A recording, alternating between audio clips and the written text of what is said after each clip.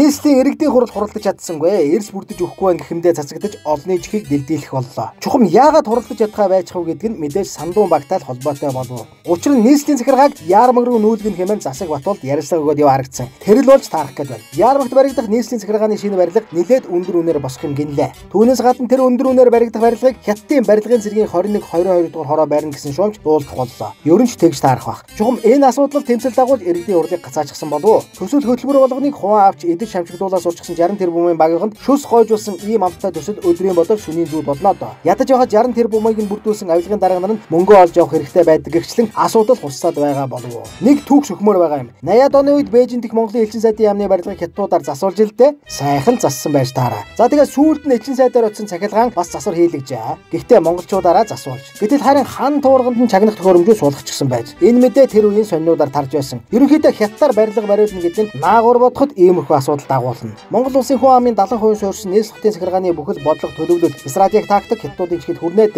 Энэ бол аюул. Ер нь бол ийм л юмны хойноос үхэн хатан зүтгэж хурал хуй босод юмнуудыг гацаагаад байгаа байх. Дээрээ манангаас доороо 60 тэрбумын багаас салахгүй бол улс орон цааш явахгүй. 60 тэрбумын баг хаана юу бүтээж гүйгүүлснийг санахгүй байгаач харин хаана ямар юм гацааж ямар асуудал дагуулж байгааг бол нийслэлчүүд бид бүгдээрээ харсан мэдж байгаа. 60 тэрбумынхан байгаа цагт нийслэлчүүд бид амар зай үзхүү.